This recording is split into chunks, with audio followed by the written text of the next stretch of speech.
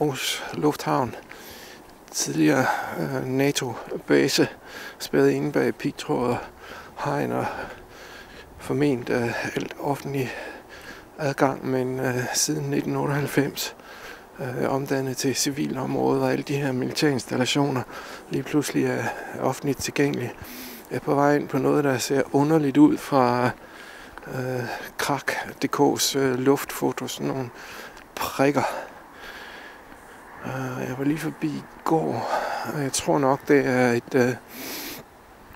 et brændstofdepot, benzin, brændstof, flybrændstof anlæg tæt på Ny Lufthavnsvej på Djursland, det der i dag hedder Aarhus Lufthavn. Lad os prøve at se nærmere på sagerne her. Inden for hegnet, der er dels et hegn omkring omkredsen, og så er der et ekstra hegn her omkring anlægget. Der er der nogle påfyldningsstusser her. Det må være til brændstof. 3 styks.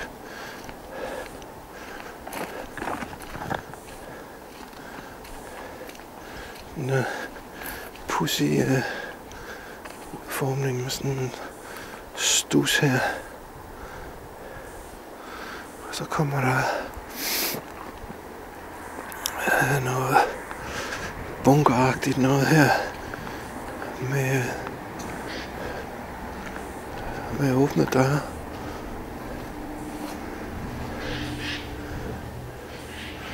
Igen pumpeanlæg af en eller anden art.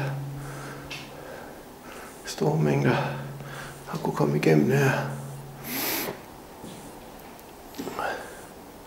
Et skematisk kort, der er stort set fadet ud, men det kunne være selve pipeline-systemet underjordisk. En ståldør af 10 mm stål. Autor FS.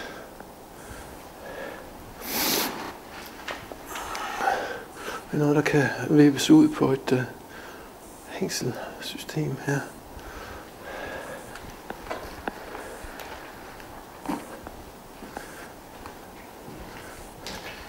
Altså en eller anden mellembeholder. Her har vi nok det samme kort i ikke helt så fætte udgaver. Alle operationer udgår fra lukkede ventilstillinger. Det er faktisk en brugsanvisning til anlægget her. Forsvarets bygningstjeneste. Viborg. Jeg kan ikke lige se nogen datoangivelser. Så hvis man er træt af at sidde og glo YouTube-videoer på computeren, så kunne man jo gøre det. Man lavede en ekspedition ud til sådan det her.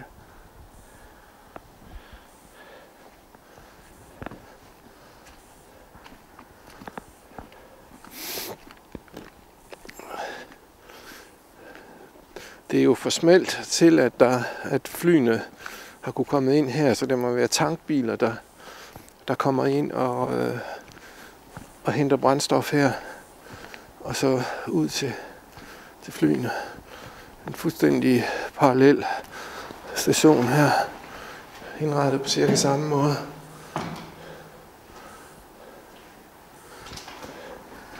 Og det man ser fra luften, det er faktisk op på toppen her, hvor der er sådan nogle underlige rektangler, altså når man kigger på Krak-korten.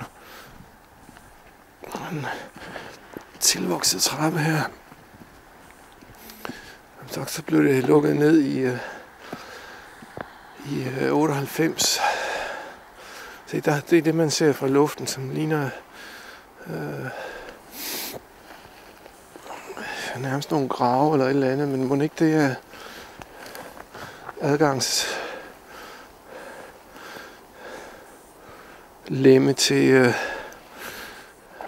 de tanke, der må være gravet ned her.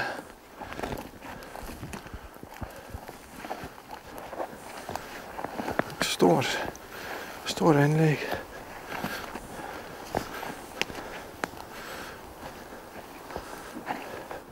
Men bare en af de sære installationer og bygninger, man kan se på det her tidligere klassificerede militærområde, hvor det faktisk er lovligt at gå ind i dag. Hvis man er interesseret i forladte bygninger og militærinstallationer. Slut fra denne del af flyvestationen Tirstrups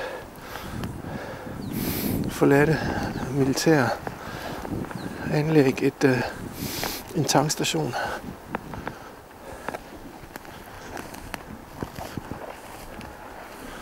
Der er også noget hernede. Det kan være, at vi lige skal tage et kig ned i den lem der, som det aller sidste her.